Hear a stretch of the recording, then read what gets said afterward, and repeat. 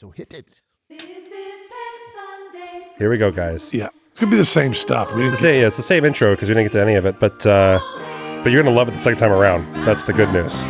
good. Yeah. Brothers and sisters, welcome to Penn Sunday School. Michael Godot is still on vacation, and we're still broadcasting from Show Creator Studios South. Did I talk to you guys about Masterclass winner Shane Cox? No, you didn't. We did get an artistic boycott. We checked that. We didn't get to you hanging out with amazing Randi. Nope. Or your age-appropriate escape. Nope. And we're still wondering what the hell a 20-year anniversary of Tony Called FedEx is. Oh yeah, those are all good. Yeah. Those are all good. So here he is preaching the love of Penn Jillette. We'll get to all those and more. But first, talk to us about Memphis. That's just I'm not kidding. true. I do want to say, someone wrote it in the chat while we were doing the last show. Okay. About don't you think racist cops are empowered by no punishment? Yes, I do. And that is the deterrent issue. And whenever you can make an argument that there's a deterrent, we can talk more, you know? Yeah, I think one of the things, we even talked about a few episodes back about libertarianism, or even how I enjoy just hearing you specifically talk about libertarianism, is it is a call for a higher account of yourself, And I think when you're replacing, as an atheist, when you're replacing religion, one of the powers that religion has, one of the power that prayer has, is you accidentally call on your most noble voice inside your brain. Mm-hmm. And so when you get into these arguments, what you are advocating for, I feel like, is that all the time. Well, I think that libertarianism and atheism, separate from reality, separate from practicality, I think what they really signal is that the person talking is a huge optimist. Right. I mean, whether you think people are good or whether you think people are bad informs those very much. If you believe people are bad, I think going toward religion is a pretty good idea. Right. If you think people are bad, I think, totalitarianism is probably right for you. Certainly socialism. Right. But if you believe people are good, which I think the evidence is overwhelming in that favor. Yeah. That people are really, really good.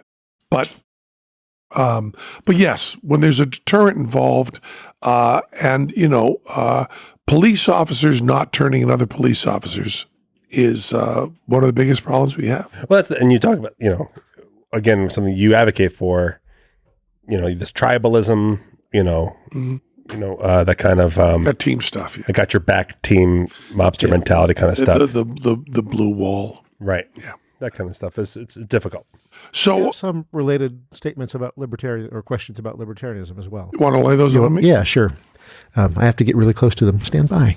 So Shane Cox, if you listened to last episode and this episode, hoping to hear a story about you, hold on, buddy. And Tony Call FedEx we'll get to. In a libertarian society, what stops the bad operators from rising to the top and controlling without checks and balances? The checks and balances is everybody. If here's the thing, if all of the people on the Democratic stage think Amazon should be smaller, and they think that everybody agrees with them, then Amazon will be smaller instantaneously. Right. All we've got to do is say, Amazon, man, we don't like it. Stop it. And don't buy anything from Amazon. There's a big article in the New Yorker about Bezos and Amazon. And what really made me laugh at it, it's all this antitrust stuff. And, it's too complicated for me. I don't really understand. What made me laugh a lot is it said that people inside the Beltway think Amazon is bigger than it is because they've never been to a Walmart. They buy everything at Amazon and Whole Foods. Right. Because they are the biggest customers, they think it's the biggest company. Of course, Amazon isn't, Walmart is. Right. Walmart does more retail. But I think you trust on people to make that decisions. And is that in tension with my idea of mob justice and Twitter and so on? Yes. Those are in a lot of tension with each other. And I struggle with this all the time and don't have a solution. And even to your listener, and even to listeners here, because what I love about getting into these discussions is we're never going to snap our fingers and that's going to be the case. Right. Yeah, Well, we talked about last week about there is no end game. So on a practical level, what you're doing, I feel like, is challenging people to hold themselves accountable to a higher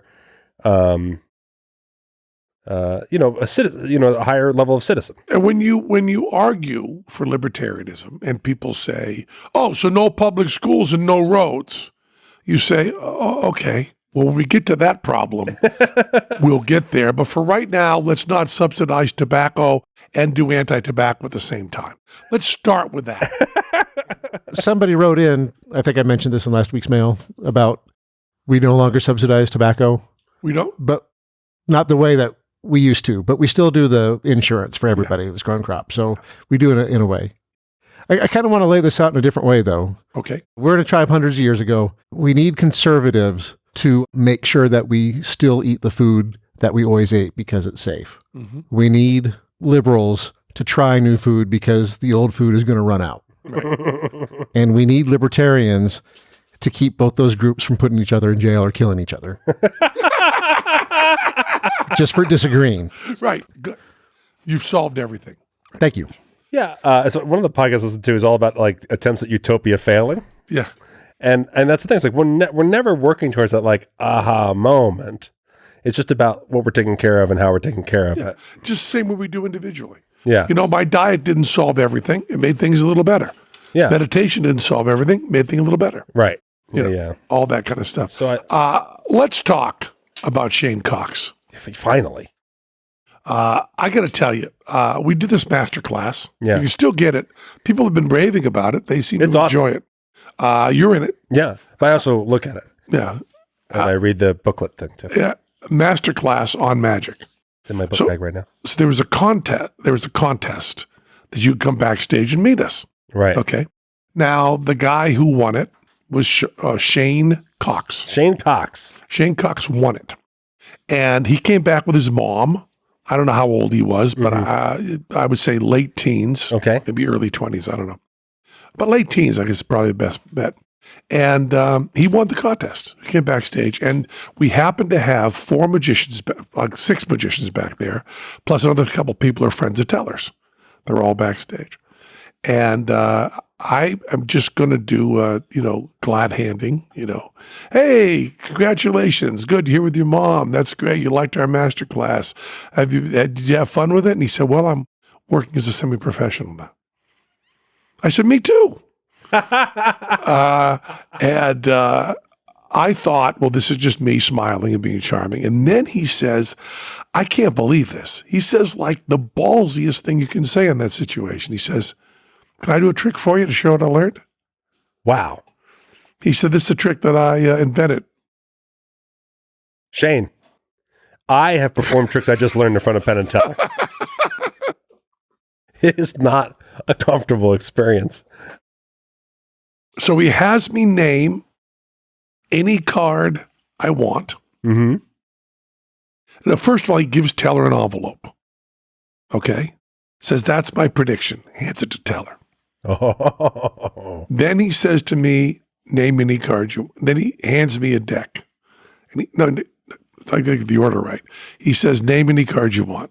I name a card. He says, he reaches in his pocket and hands me a deck. He said, I just picked this up at the Walmart on the way over. He said, it's sealed. I said, yes, it is. He said, open it up for everybody. He said, okay, the card you named, take it out of there. It's a new deck, advertising cards, jokers, everything. Hasn't been touched. I fan them out. My card's missing. He says, oh, isn't that something? Teller, open your envelope. And the Teller opens the envelope for the prediction. Teller pulls out the card, and the card says, this is my master class. And ass is underlined. And then he turns around and he pulls down his pants. Not a lot, a little bit. Not enough to really be showing his ass. Not even really to the crack of his ass, but just a little bit. Pulls it enough to symbolically That's pull enough to get the laugh. Yeah. And then he lifts up the back of his shirt.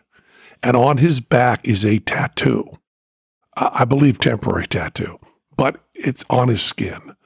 A full size of Teller's face. Right above the crack of his ass. And on Teller's forehead is a selected card.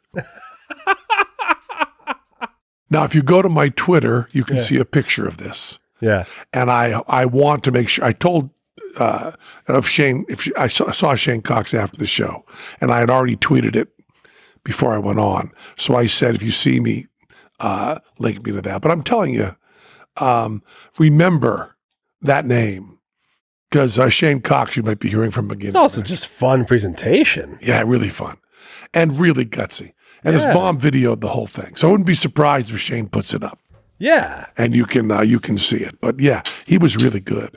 He was really good. Yeah. Now I have to tell another story. Tony called FedEx. Yes. I just read in my journal from 20 years ago, I wrote pages about the happiest moment of my life. Now, Tony Fitzpatrick, he's been on the show. One of my dearest friends, lives in Chicago. I always hang out with him in Chicago.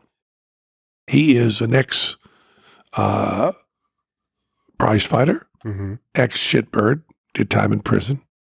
Tough guy, broken nose.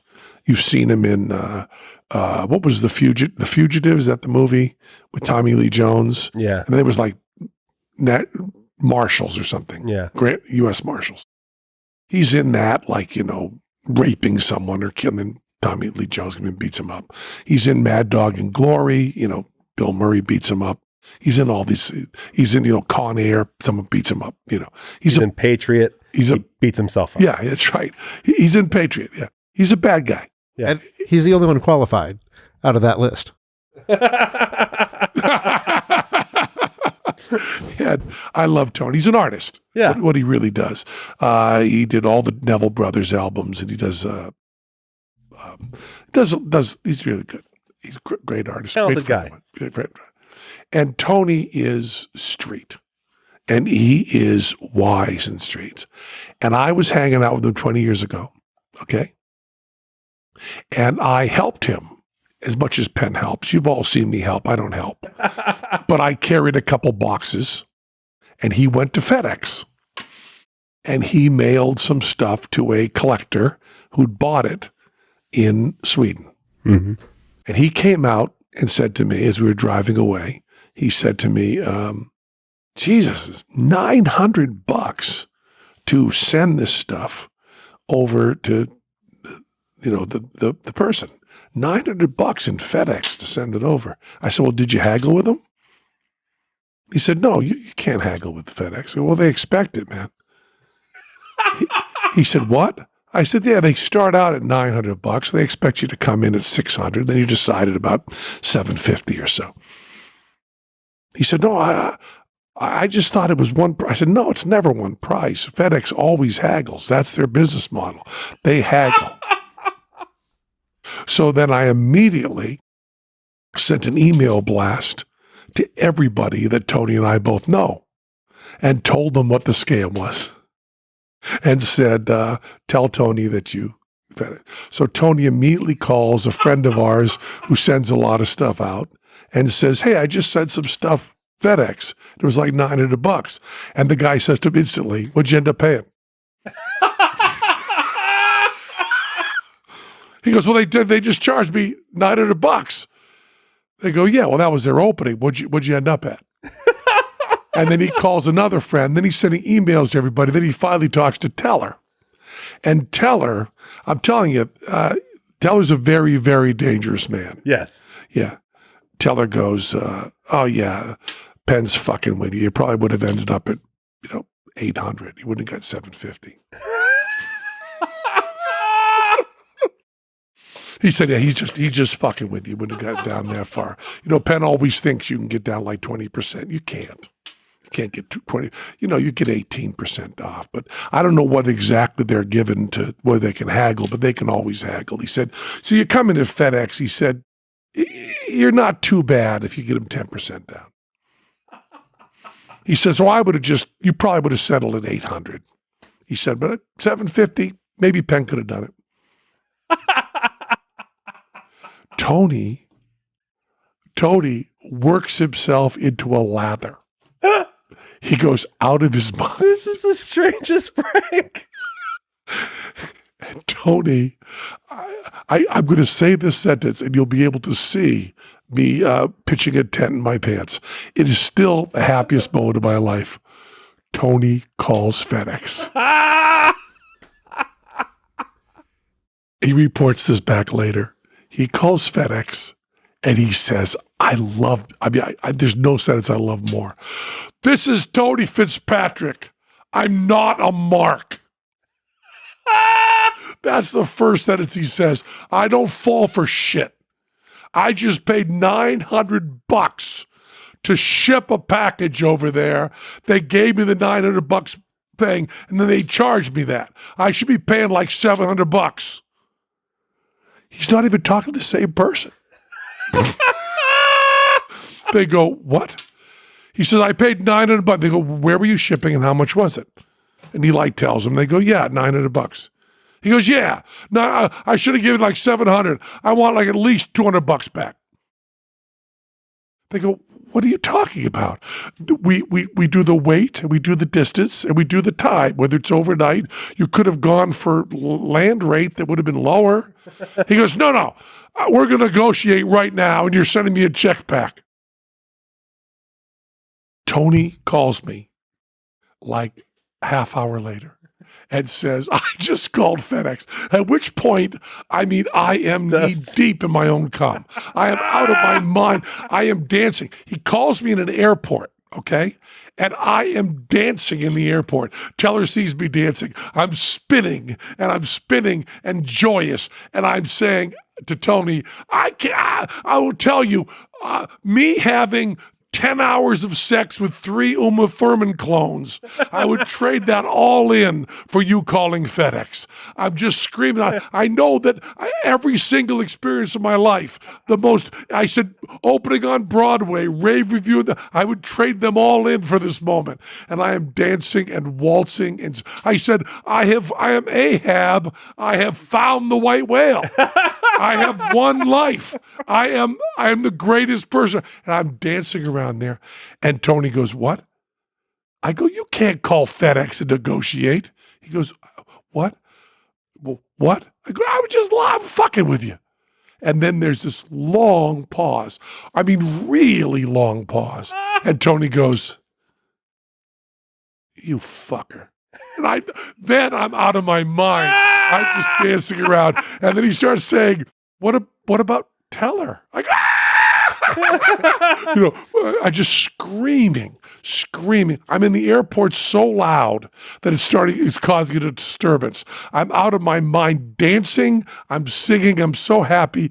And then because I had a fan BBS at that time. Yeah. I write the whole story up, and then people start sending me hats and T-shirts that say Tony called FedEx. And I'm taking pictures, and people are coming in to his studio. He had a gallery. Yeah. And going, hey, Tone, did you really call FedEx to negotiate? You talk him down? And Tony is calling me like every 3 hours going, fuck you, it's getting worse. Fuck you. The local radio station talked about me calling FedEx. It was fabulous. And I wrote to Tony today and said, Tony, it's 20th anniversary of Tony Calls FedEx. And he wrote back and went, you fucker, I love you. It's one of my favorite stories. Then we find out that for overseas, for big packages, yeah, you can't negotiate. But it has to be bigger than what he had. But Tony made it very, very clear that there is negotiation wiggle room with FedEx. But it is the equivalent of asking someone, would you pay for your Americano at Starbucks? Yeah. $4.50? I would have started at $3. I would have just pushed $3 right across the counter. Yeah. Take this, walk away. Let's be done with this. Yeah. Go away. Trust me. Or you can pour it down the drain. Your choice. Your choice. Take $3 or pour it down the drain. I don't care. Because I'm going to the mom and pop shop across the street, getting an Americano for $2.50. I mean, I had a friend, nothing on this level of hilarity, but I had a friend who's actually now done quite well for himself. But when we were young, teenagers hanging out and stuff like that, he used to always, if we were at a diner, like, I'll take a grilled cheese and a coffee. And he goes, could you tell the chef to make it like the best he's ever made it? And like in Jersey, you can't pump your own gas. So you do it with gas. You fill the tank and could you make it like the best tank of gas you could ever make it or whatever. And he did it every time. And the amount of people that would stop and make it a conversation with him would make me laugh all the time. He did it in front of me all the time just to make me laugh. And I just, as soon as someone started asking back, like, what do you mean, like the best get? You know, I would just fall out laughing. I loved it so much. So that reminds me. Great. I like that so much. But I getting once everyone said- in on it, being able to email everyone on the fly is the best move. I was trying to decide what to eat once, and I was in San Francisco. Another one of my favorite people in the world. Yeah. Just a guy very aggressively was on Castro Street in San Francisco at a very gay-friendly restaurant. Yeah. And a guy who presented as very gay. Yeah. I said to him, stupidest question I've ever asked. I said, how's the grilled cheese? He said to me, how do you fuck up a grilled cheese?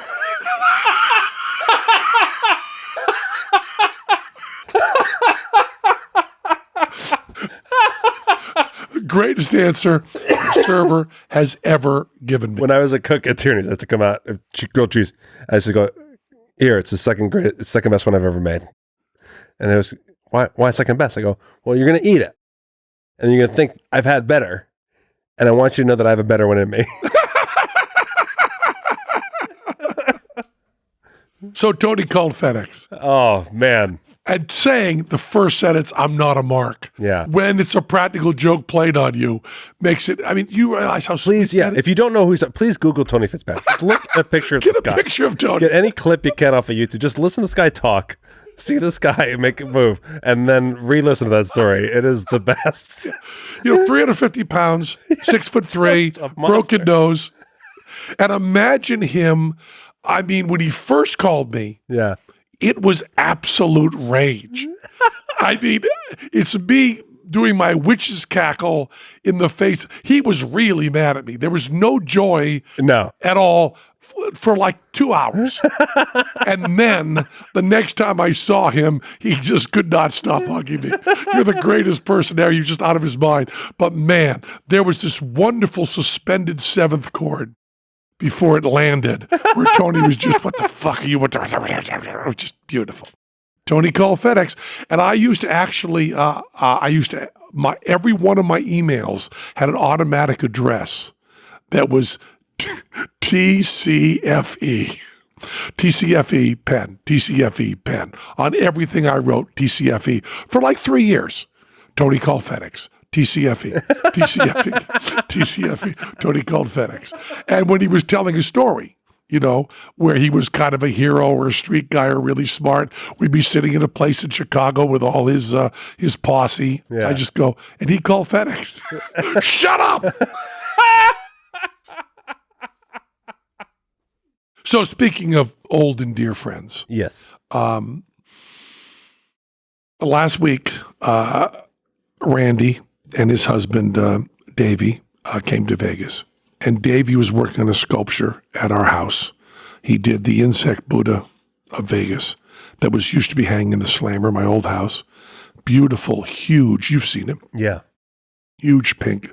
He was putting a new bottom on it because the bottom that he had at the Slammer was site-specific. Wanted a bottom that fit the new house. He was working on that. So Randi came out to Vegas, and I went to see Randi. Now, there's a skeptics conference in town, and Randi was here. The reason Davey came out at this time was so that Randi could be at the skeptics conference, which he is not appearing at. He can't. He's not well enough. But he gets wheeled down to some of the things, and people pay their respects. So Davey had informed me that Randy's had several strokes Ooh. and doesn't do long conversations, but he very much wanted to see me. Yeah. And he had a woman nurse taking care of him. Davey was at my house, and I drove over and went up in the elevator to see Randi. And Randy's voice was very soft, and I'm very deaf, so I was leaning into him a lot. And we spoke, and he said, I got to escape. You got to help me escape. Let's escape. And I said, do you want me to put you in a wheelchair and take you down to the coffee shop? And Randi said, yeah. let's get out of the room. I said, okay, Randy. So I helped lift him up and maneuvered him into the wheelchair. We went down to the Flamingo, I believe the world's slowest coffee shop. I'm familiar. Have you been there? Yeah. The one that's right at the spa elevators? Yeah. Have you had the guy that's there in the afternoon who changes his gloves after everything? No. I just know from practice that if I see more than 2 people in line, I don't stop for coffee.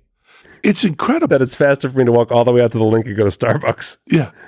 I parked Randy in his wheelchair out, this little outside area. Yeah. I parked him out. It was very nice. People were coming up and paying their respects, just strangers saying, "Are you amazing, Randy?" And so, Yeah. And I was in line for 20 minutes. 'Cause Randy wanted a coffee. Yeah. And the guy would do this thing. I almost thought it might be a gag, but I guess it wasn't, where he would take your order, then he would take off his blue gloves, put on another set of blue gloves, go over and pour your coffee, bring it over. You'd give your credit card. He'd take off the blue gloves. He'd put on another set of blue gloves. He would run your credit card. He'd process it. He'd take off a set of blue gloves. I've never seen this. Put on another set of blue gloves to take the next person's order. Take those off. Go prepare the pizza thing in the oven. Yeah. Change the blue gloves every time. And it was forever with Randy watching me in that line, wanting his coffee. Now, I would have said, fuck it. But Randy wanted his coffee. Yeah. And then we went there and sat. Randy, Amazing Randy is everything to me. I met Amazing Randy when I was 18 or 19. The story of how we met and what we meant to each other is completely obscured in time, which is funny because you've got me, Teller, and Randy, and we all have a different story. Yeah. And we all believe it, and we're all skeptics. Randy says he introduced me and Teller and suggests we do a show together. Right. Randy believes that. I believe that Teller introduced me to Randy. Teller says he didn't know Randy, and we went together to the first show. So nobody knows. But anyway, since I was 18, actually no, earlier, because I read his book, Flim Flam. Now someone's going to tell the publishing date of Flim Flam, and it's probably... And you're 40. Yeah. But I remember reading Flim Flam in high school. Right. And because of my hatred of Kreskin for other reasons, and because of reading, Von Donkin, Chariots of the Gods, and all that stuff, which I kind of sort of believed, and then reading the Randy stuff. And I do believe, that there is certainly not this Penn sitting here, if not for Randy. Right. I guess you could say that anybody that's close to you in your life, but I mean it in very real ways. The kind of outspoken, skeptical atheist, there would certainly be no show bullshit. There'd be none of that without Randy. And I sat there with Randy, and I don't want to present him incorrectly. He understood everything I said to him, mm-hmm. But not there for a long conversation. Mm-hmm. And a couple of times he just said, "I don't know what to say." And I was with him for about an hour, and then he kept saying, "Well, you've got places to be. You go see your children," which meant he just wanted to go back up and go back to sleep. And then I had this, time. Randy is 27 years older than me.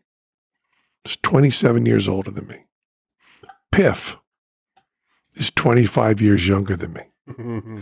I am very close to halfway between Piff and Randy. And Piff and I are very close. And Piff and I talk a lot. Piff and I talk a lot about philosophy and the business, and we also talk a lot about personal stuff. And instantly, I in this imagination, I was sitting in the wheelchair with Piff, talking to me, and also size enters into this too. Because Randy's very small, mm-hmm. and Piff is very small. And the picture, and I want to thank him. Do you have the name there, Ready Rich, or the guy who sent that picture? Oh, yeah. Yeah. A moment, though. A fan who was sitting at another table. And I guess in some stretch of the imagination, you could say that this was a little bit bold, but it was actually beautiful.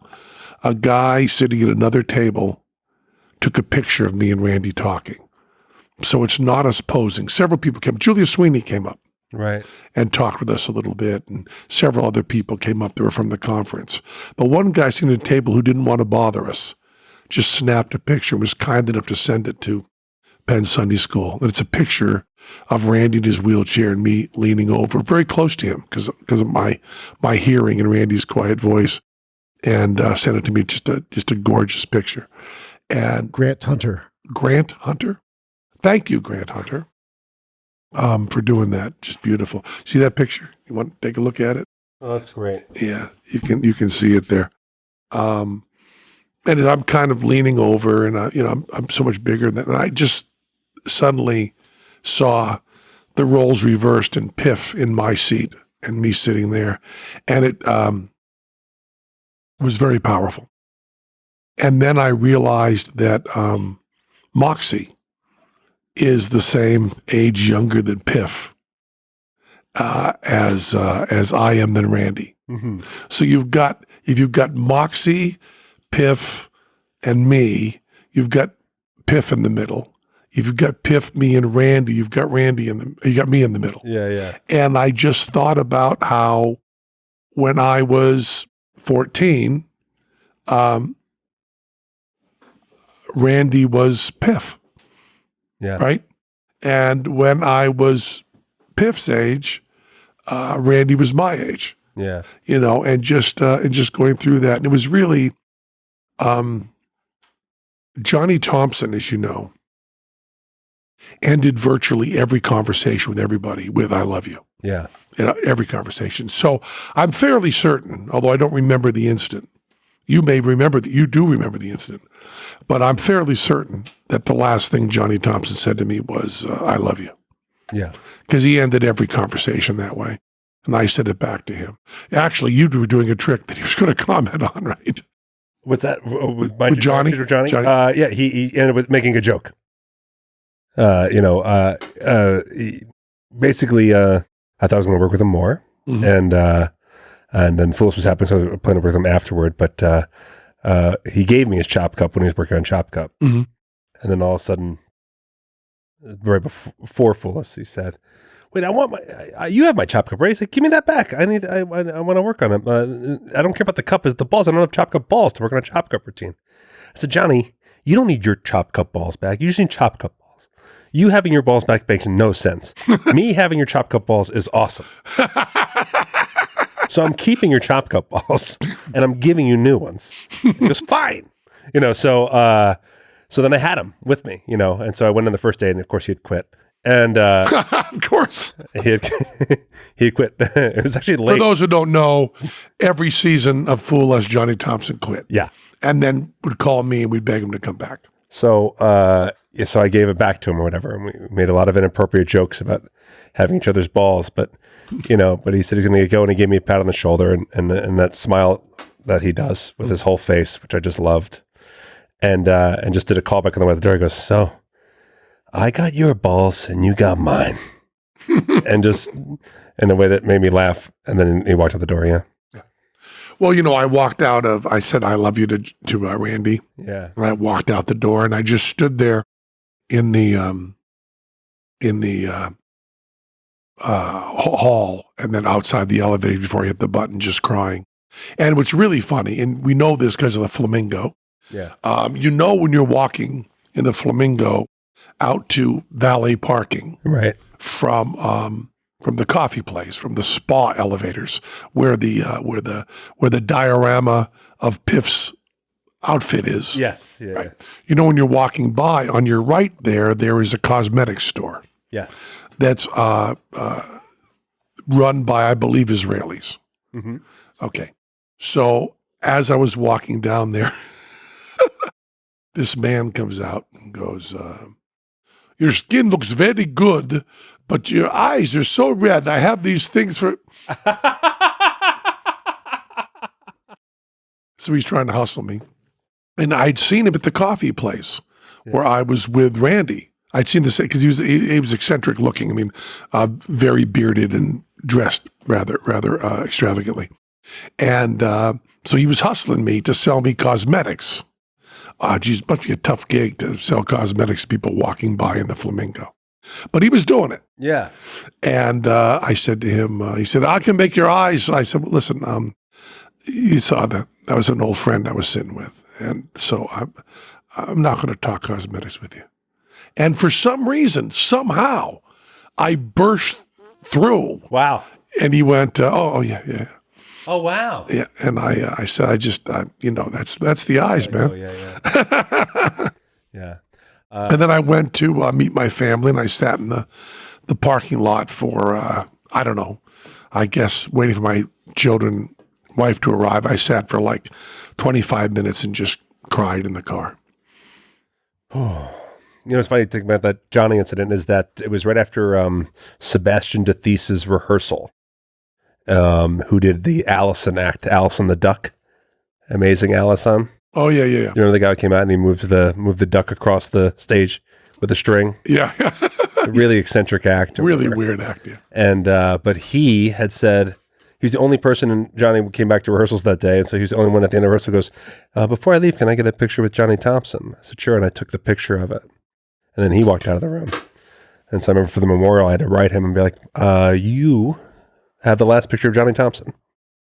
Oh, yeah. And I said, and they're collecting it for the memorial. It was with him? Yeah. It was with them? Yeah. And so I just was like, it was interesting, but I was thinking of that rehearsal and the weird, you just don't know those moments. You just don't know. That's why it's not a bad idea to end your conversations with "I love you." It's not. If it's true. Yeah. Maybe not at the gas station. Or maybe at the gas station. I don't know. Maybe at the gas station. It's a better idea. So we're working on this new bit. I want to talk a little bit about a clash of cultures. Mark and Sheila Cannon know everything about escapes. Everything. So we got this idea to do an age-appropriate escape because I once saw Randi, when he was like 50, doing a milk can escape. And I watched him being tied to the milk can. I said, 50-year-old guy being tied into a milk can. Of course, at that time, I was 20. Yeah. I said, I don't want to see an older guy tied up. I don't know. They did a wonderful escape. That whole feeling went away. It was just fabulous. He was a hero, and it was a great act. But that moment stayed with me. And also at 50, he looked 80. That's true. So I've been pitching to Teller. I want to do an age-appropriate escape.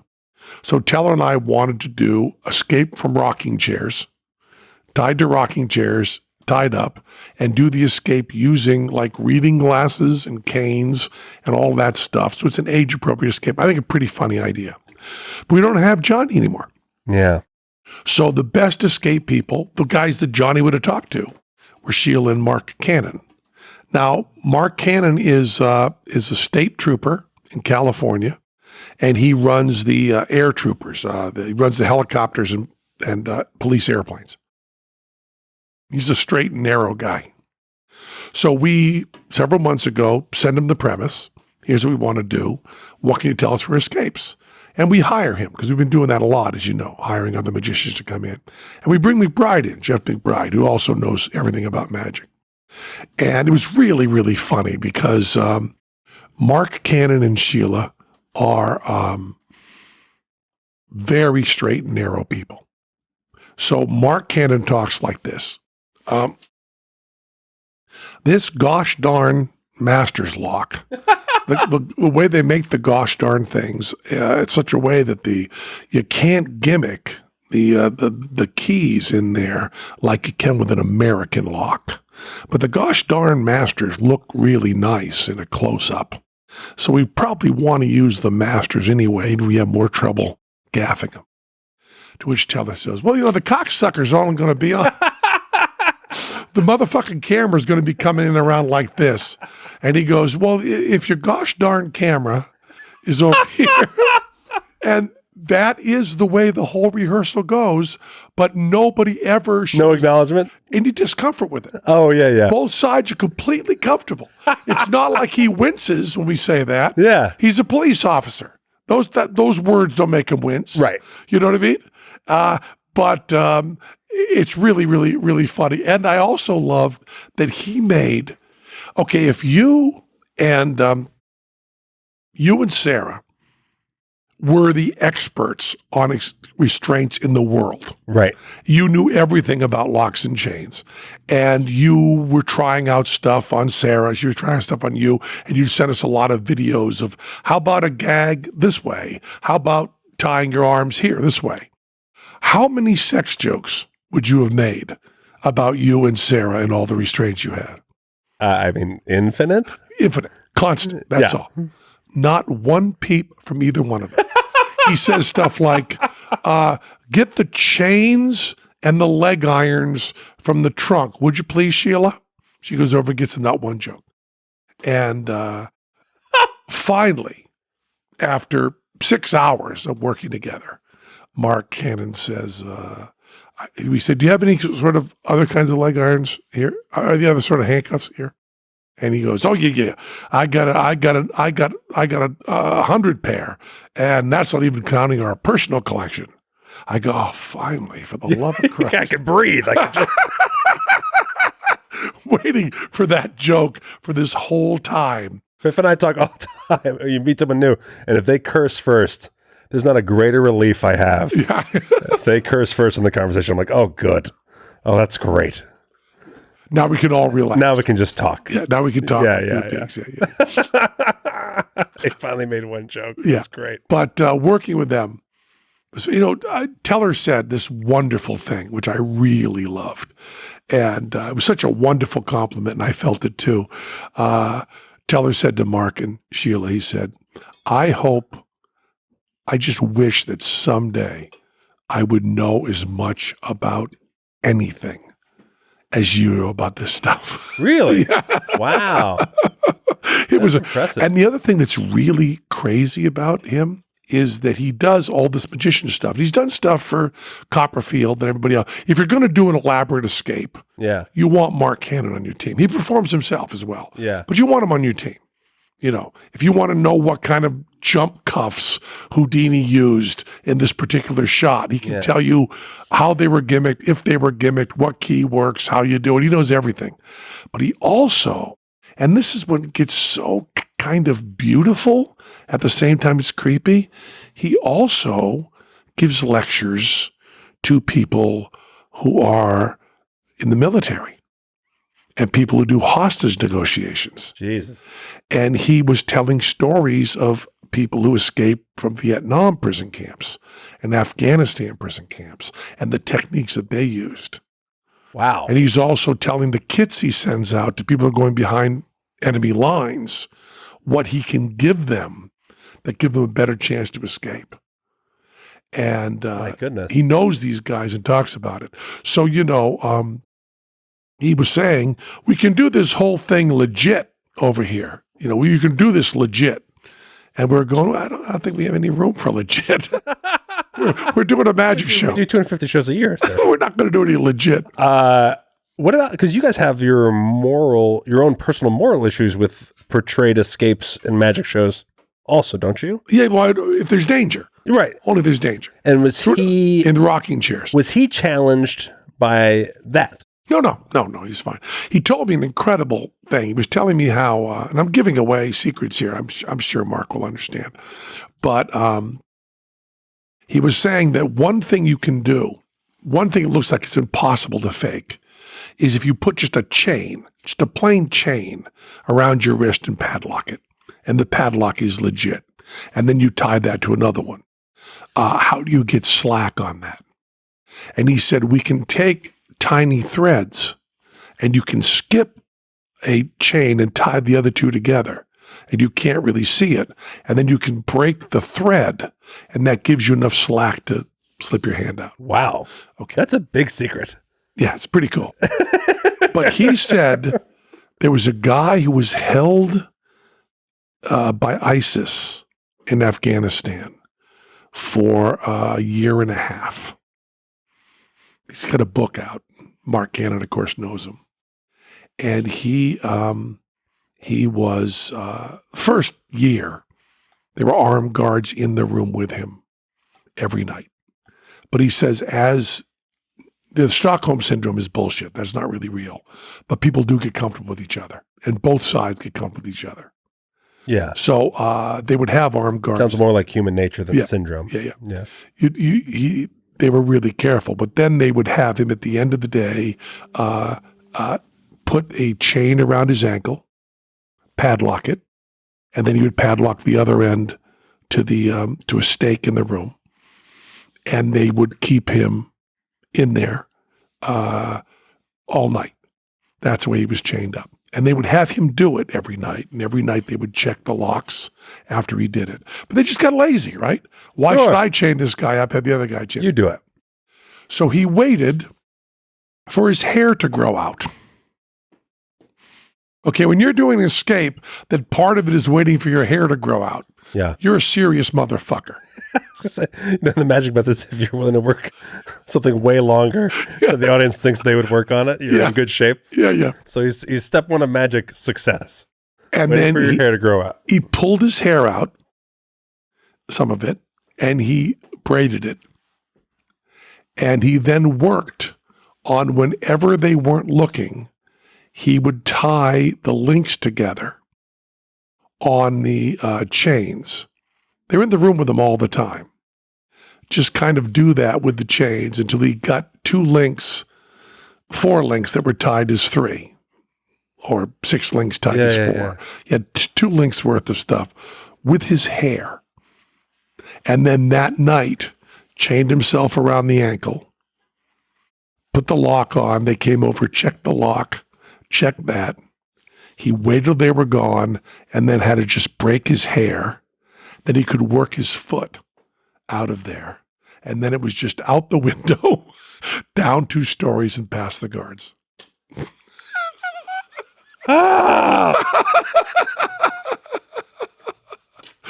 Wait for your hair to grow out. That's where you read the story. Matt Dolly successfully built hair links to escape and then died of a heart attack going out a window. Died in the window. That's where you hear Ben Gillette waited for his hair to grow out, tied the links together, got out the window, got by the guards, and then died of a heart attack in the woods dancing and laughing. I did it! Oh my gosh. And he was also talking about how you get through zip ties. He goes, here's the riot gear zip ties they use during riots. Here's how you get out of those.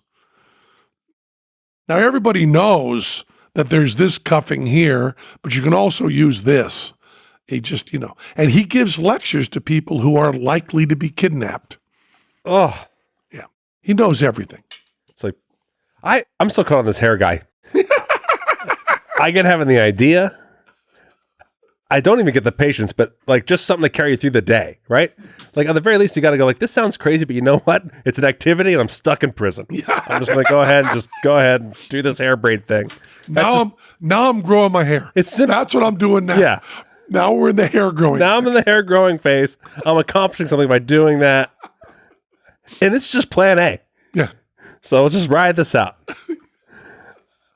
But the idea when you actually go to do it, when you actually successfully link up knowing that you've done a hair link and they've walked out the door, I can't imagine that feeling.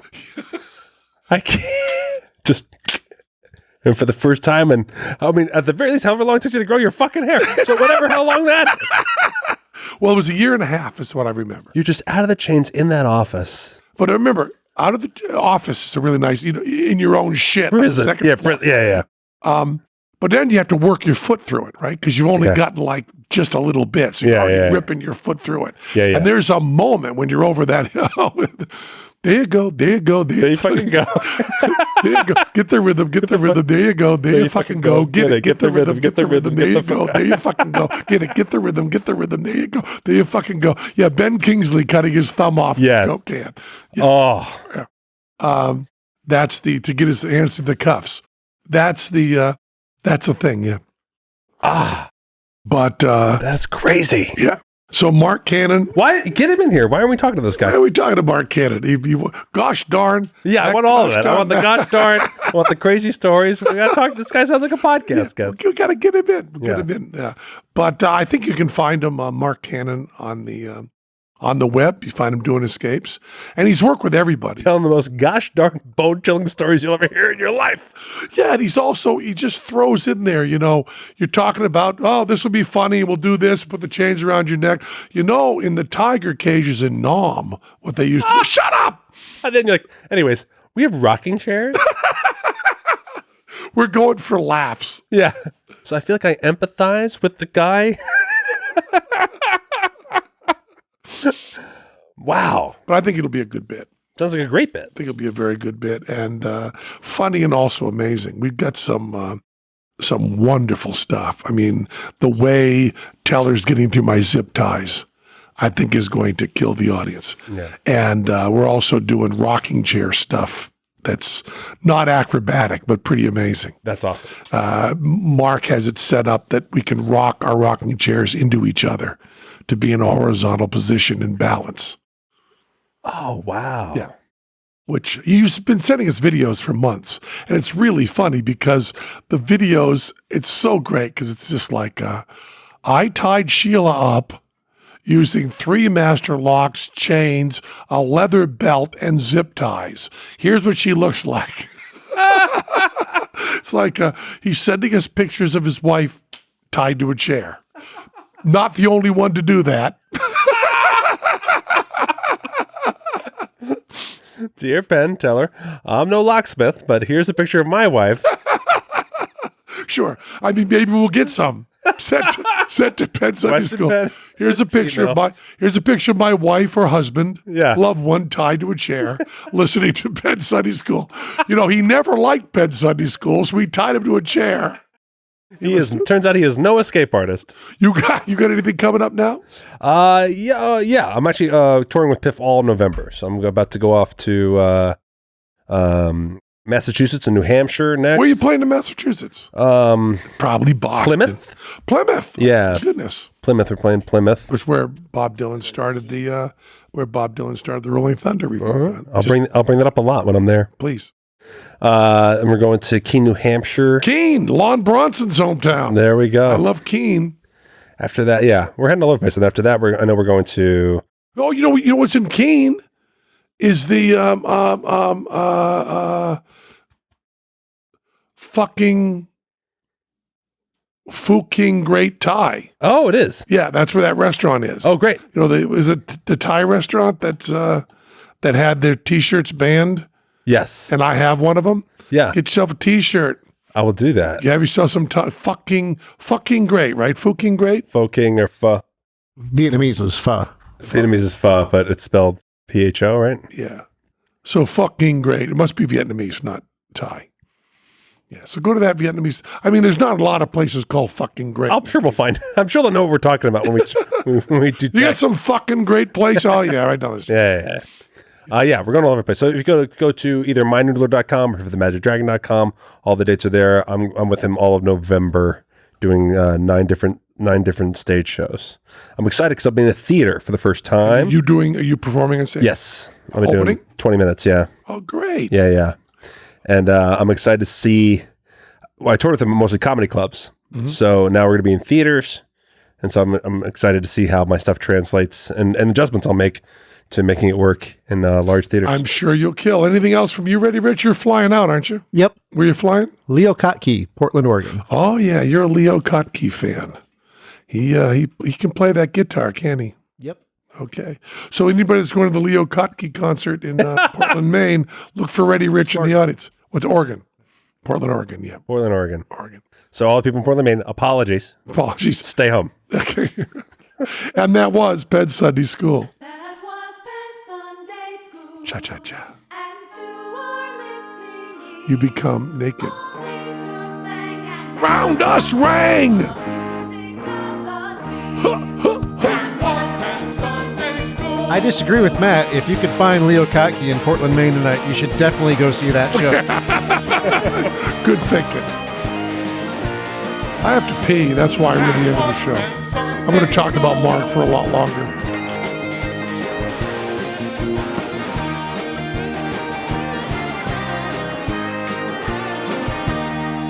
That was Penn Sunday School. You know I love you, but I got to pee.